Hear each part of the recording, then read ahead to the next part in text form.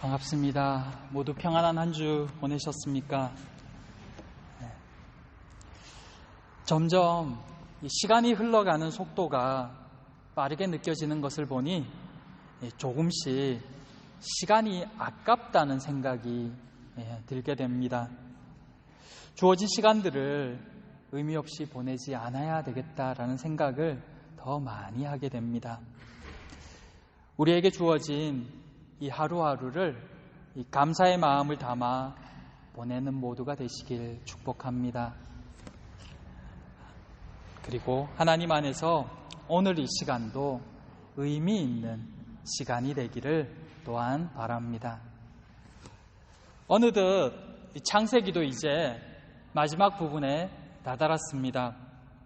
오늘 본문부터 창세기 50장까지는 야곱의 마지막 때를 다루고 있습니다. 아브라함, 이삭과 달리 이 마지막 모습을 길게 기록하고 있는 이 야곱의 마지막 모습을 통해서 오늘 우리에게 주는 깨달음은 무엇인지 이 몇 주를 걸쳐서 함께 살펴보고자 합니다. 그의 마지막 모습과 유언 그리고 축복을 통해서 우리의 인생을 돌아보고 또 우리의 남은 삶은 무엇으로 채워 나아갈지도 함께 고민해 보기를 바랍니다. 이 시간 주께서 함께 하시며 주님 앞에 서는 우리 모두가 되기를 진심으로 소망합니다. 첫째, 나를 조상의 묘지에 장사하라. 평생을 힘들게 살았던 야곱의 말년은 한마디로 평안이었습니다. 애굽에서 지낸 그의 17년은 그의 인생에 있어서 가장 편안하고 행복한 시간이었을 것입니다. 야곱의 집안 역시 복을 누린 시간이었습니다. 그리고 이 길지 않는 시간 동안에 하나님이 얼마나 복을 주셨던지 그 시기 동안 야곱의 가정은 생육하고 번성했다고 말합니다. 어느 정도냐 하면 이제는 야곱의 집안 정도가 아니라 이스라엘 족속으로 불릴 정도가 되었습니다. 이것은 창세기 46장 3절에서 가나안을 떠날 때 하나님께서 야곱에게 말씀해 주신 이 약속의 성취이기도 했습니다. 인생 노년에 말년에 이렇게 평안하고 자녀들이 잘 되는 것을 볼 수 있다면 그는 정말 복받은 사람일 것입니다.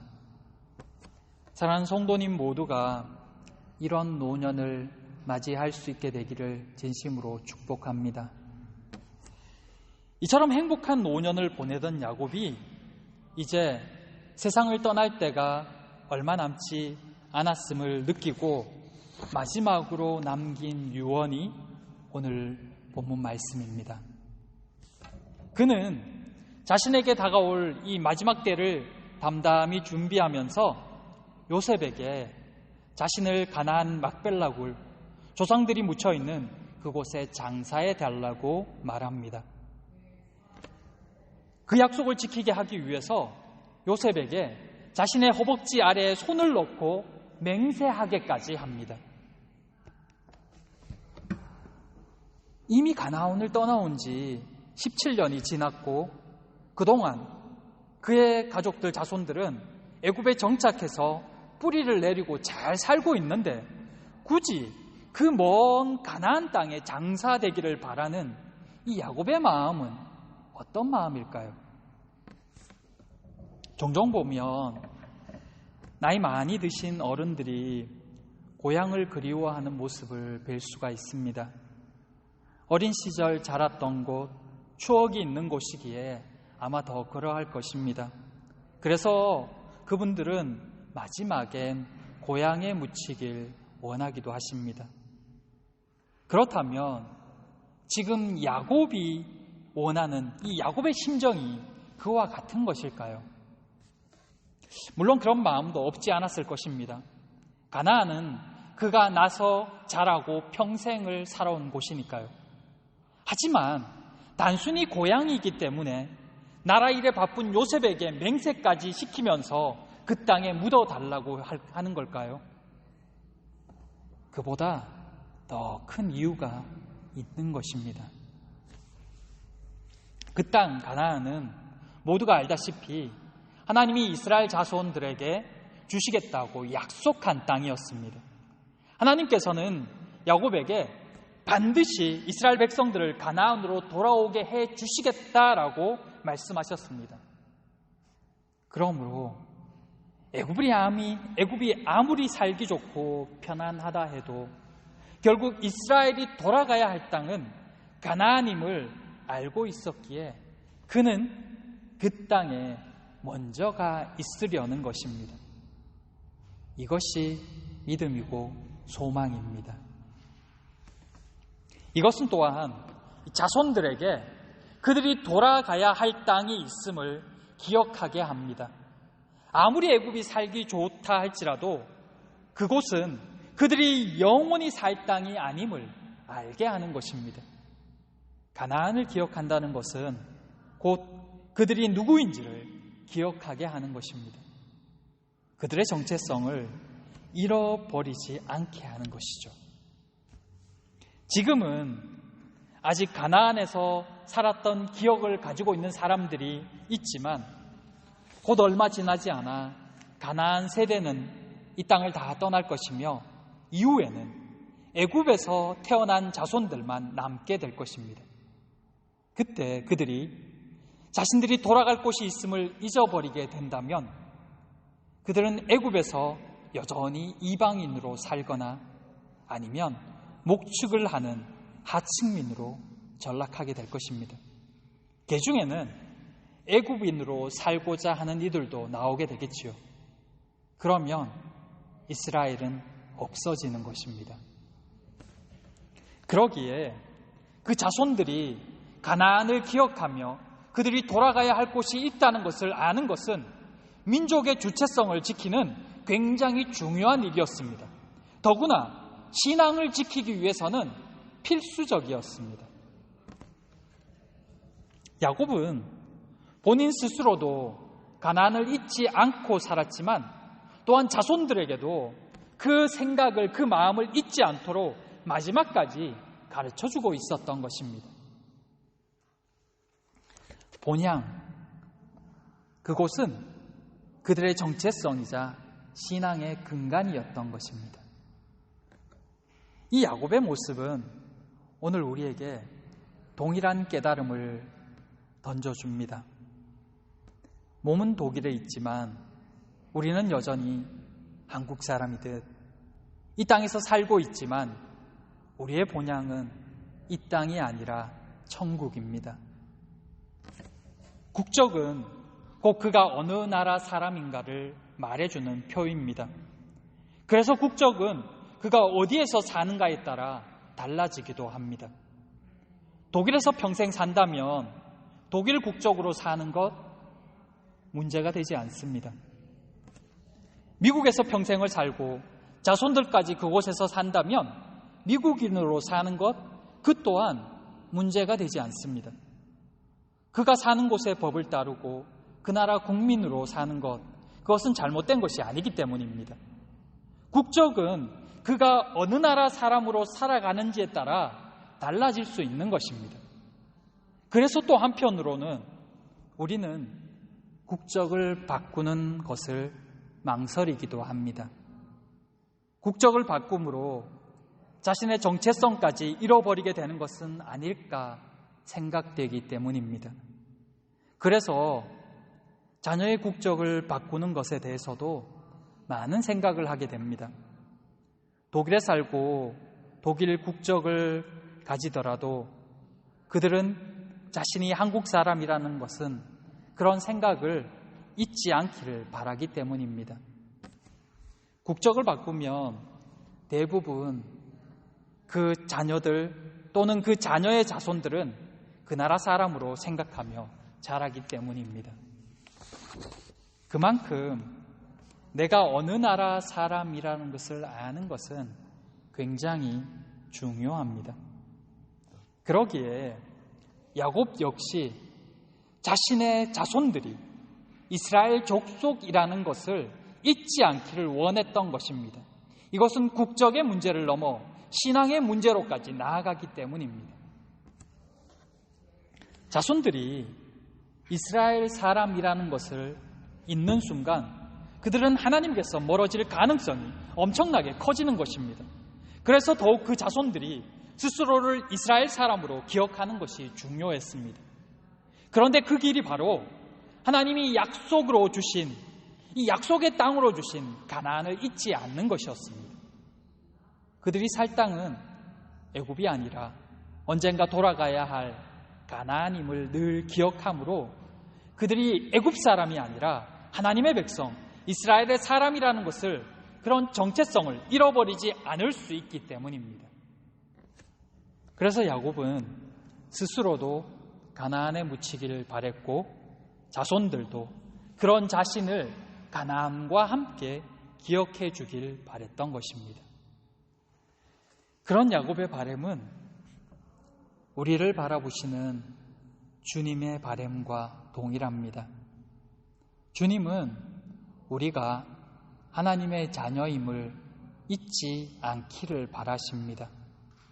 우리가 영원히 살아야 할 곳은 이 땅이 아니라 영원한 천국, 그곳임을 늘 기억하기를 바라고 계신 것입니다. 그곳에 소망을 두고 오늘을 살기 바라십니다.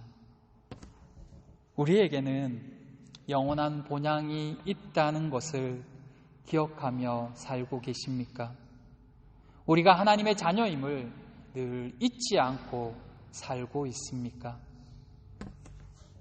하나님의 약속은 반드시 이루어질 것을 믿기에 죽어서도 가나안 땅에 묻히기를 소망하는 이 야곱의 모습을 통해 오늘 우리의 믿음을 점검할 수 있기를 바랍니다.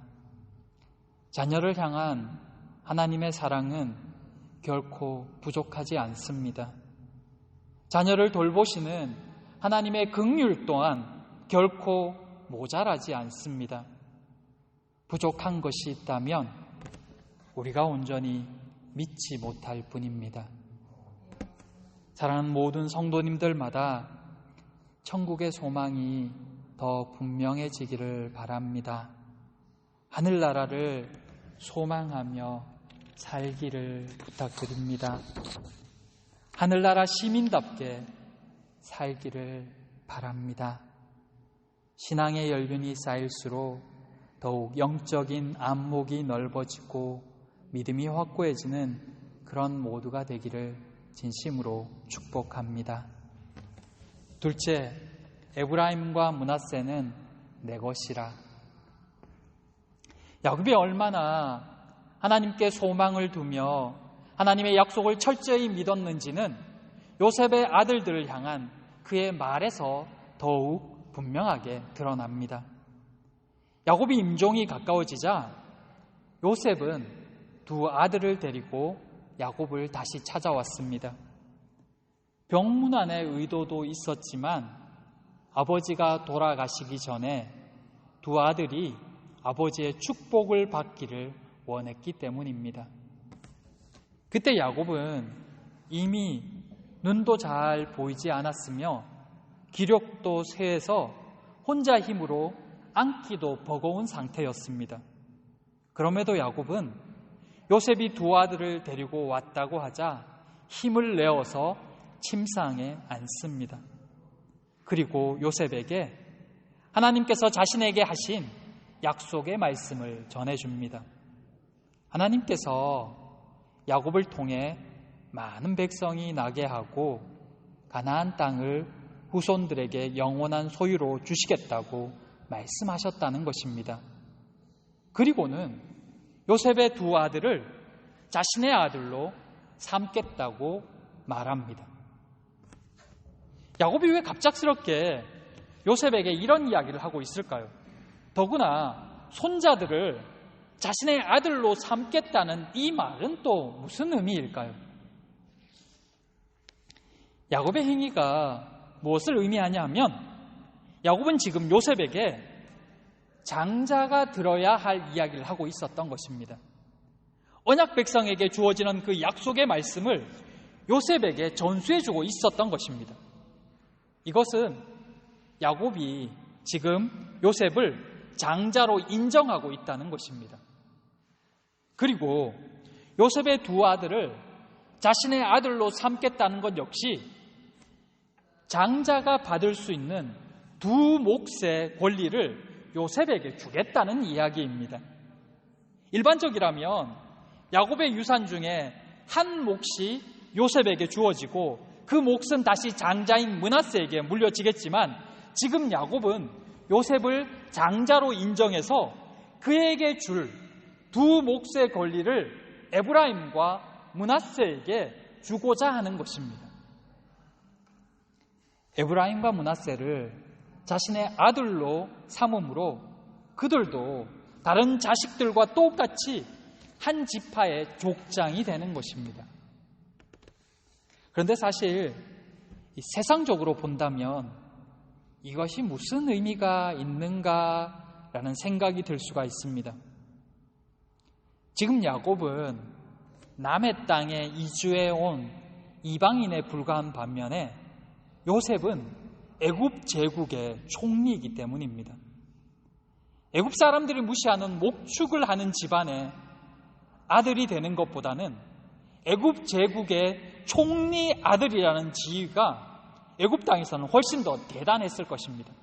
또한 재산으로만 봐도 목축을 하는 집안, 그것도 12형제가 있는 그 집안에서 한 몫을 받는 것과 총리 집안의 장자로서 받는 몫은 비교가 되지 않겠지요.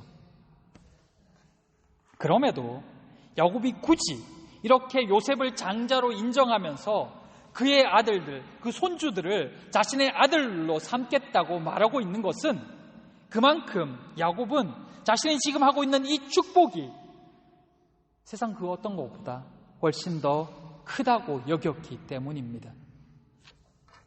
그들이 애굽에서만 계속해서 살아간다면 실제 이 야곱의 이 제안은 그렇게 썩 내키지 않는 말일 것입니다. 목축하는 집안의 자손으로 있는 것보다는 애굽 총리의 아들로 있는 것이 그 땅에서 훨씬 더 인정받고 부유하게 살 수 있기 때문입니다. 하지만 이스라엘 민족은 언젠가 애굽을 떠나 가나안으로 가게 될 것입니다. 그들은 하나님의 언약대로 그들이 큰 민족을 이룰 것인데 그때 그 민족 안에 에브라임과 므낫세 지파도 존재하게 되는 것입니다. 야곱은 먼 훗날 이스라엘이 큰 민족을 이루고 애굽을 떠나 가나안으로 다시 돌아가게 될 것을 믿었기에 이때 요셉의 가문도 이 복을 꼭 받기를 원했던 것입니다. 이 일은 하나님의 약속이기 때문에 반드시 일어날 것인데 이 영광의 때에 요셉의 집안도 그 영광의 대열에 함께 있기를 바라며 그의 자녀들을 자신의 자녀로 삼았다는 것입니다. 실제로 이 에브라임과 므낫세는 역사 속에서 그들의 큰아버지들과 나란히 각각 한 지파를 이루고 출애굽의 대열에서 어깨를 나란히 합니다. 당장은 야곱의 이 축복이 별로 의미가 없고 크게 느껴지지 않지만 실제 하나님의 나라에서 이 축복은 실로 대단한 복이었던 것입니다. 야곱은 이 축복을 요셉에게 주고 싶어 했던 것입니다. 야곱의 마음과 같이 하나님께서도 우리에게 이런 복을 주고 싶어 하십니다.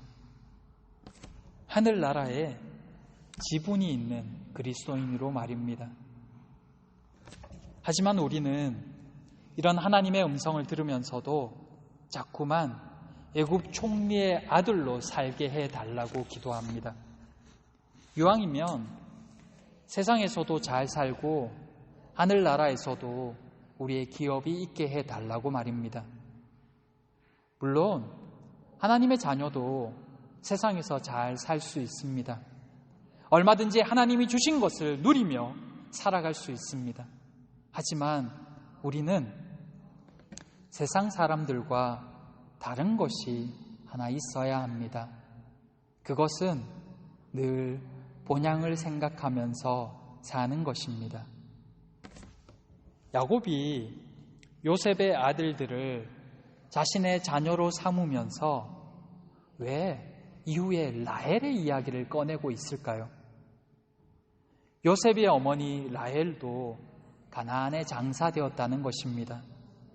즉 라헬이 장사된 곳, 그것도 가나안이라는 것을 잊지 말라는 것입니다. 따라서 그가 가야 될 곳도 가나안임을 잊지 말라는 것입니다.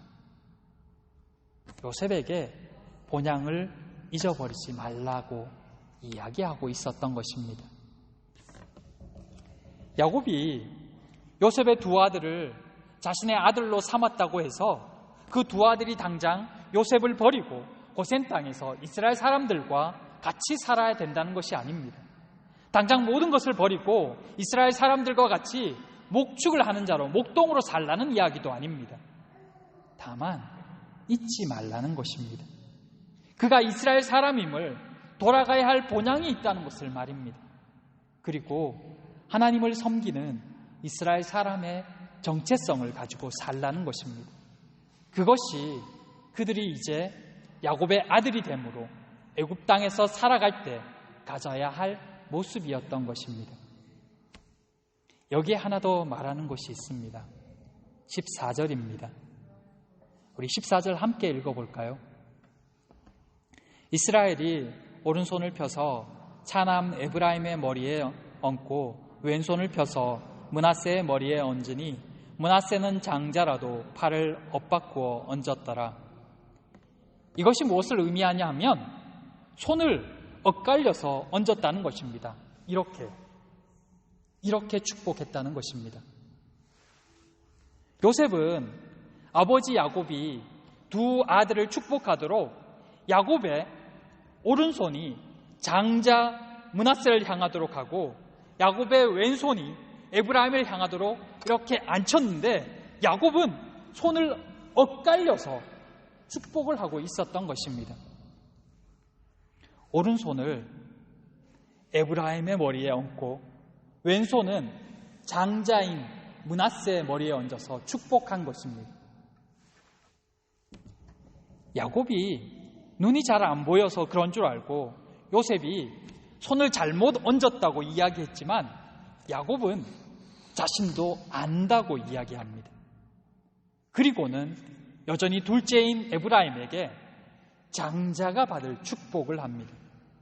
마치 동생인 자신이 형 에서 대신에 장자의 축복을 받았던 것처럼 말입니다. 왜 둘째인 에브라임에게 장자의 축복을 할까요? 하나님은 왜 둘째인 야곱에게 장자의 축복을 하셨던 것일까요? 하나님의 전적인 주권이면서 또 한편으로는 그것이 하나님 나라의 복이 어떠함을 가르치시고자 하심이었던 것입니다. 누가 낳고 누가 못 나고의 문제가 아닙니다. 하나님 나라는 작은 자, 섬기는 자가 큰 자가 된다는 진리를 가르쳐 주신 것입니다. 마태복음 20장 26절 27절에 낮은 자, 섬기는 자가 하나님 나라에서는 큰 자라는 것을 가르쳐 주셨던 것입니다. 하나님이 우리에게 왜 복을 주실까요? 그 복으로 섬기는 자가 되라는 것입니다. 야곱이 왜 그토록 험악한 세월을 살았을까요? 그는 낮은 자, 섬기는 자로 부르셨건만 평생을 스스로 높은 자가 되고자 했기 때문이었습니다. 하나님은 둘째인 그에게 하나님 나라에서 큰 자로 살도록 불러주셨건만 언제나 그는 높은 자가 되기를 원했고 높은 자가 되고자 먼저 나섰기 때문입니다. 그것을 평생을 살고야 깨달았던 것입니다. 그리고 이제 영적인 안목으로 다시 그 진리를 장남인 요셉에게, 그의 자녀들에게 가르쳐주고 있었던 것입니다. 낮은 자, 섬기는 자로 사는 자가 하나님 나라에서 큰 자다라고 가르쳐주고 있었던 것입니다. 하나님 자녀는 어떻게 살아야 합니까? 늘 우리가 돌아가야 할 본향이 있다는 것을 기억하며 살아야 합니다. 그리고 섬기는 자로 살아야 합니다. 그런 그를 하나님께서 큰 자로 세워주십니다. 하나님은 이미 우리를 야곱처럼 에브라임처럼 큰 자로 불러주셨습니다. 그 복을 받아 누리는 길은 섬기는 자로, 낮은 자로 사는 것입니다. 그러면 하나님의 복이 우리 안에서 이루어집니다. 사랑하는 성도 여러분, 이 진리를 꼭 기억해 주시기 바랍니다. 야곱처럼 스스로 큰 자가 되려다가 험악한 세월을 사는 자가 되지 마시기 바랍니다. 하나님께서 우리에게 평안을 허락하십니다. 주신 복으로 섬기며 사시기 바랍니다. 바라기는 사랑하는 모든 성도님들마다 하나님 주신 복을 더욱 아름답게 사용하심으로 멋지게 귀하게 사용되는 모두가 되시길 축복합니다. 기도하겠습니다. 사랑과 은혜의 하나님, 감사합니다. 우리를 자녀로 부르시고 이 땅을 사는 동안 필요한 것들로 채워주심에 감사드립니다. 감사를 잊지 않고 살아가는 저희가 되게 하여 주시옵소서. 세상에 취해 본향을 잊고 살아가는 저희가 되지 않게 하여 주시옵소서. 섬김의 기쁨을 알게 하시며 섬길 때 더 큰 은혜를 베푸시는 하나님을 모두가 경험하게 하여 주시옵소서. 오늘도 요한 어른을 위해 기도합니다. 하루속히 회복되게 하시며 그의 영육간에 평강을 허락하여 주시옵소서. 사랑하는 평안의 가족들 한 사람 한 사람 지켜주시사 오늘도 하나님 안에서 평안을 누리는 모두가 되기를 소망하오며 예수님 이름으로 기도드립니다. 아멘. 이 시간 찬송가 301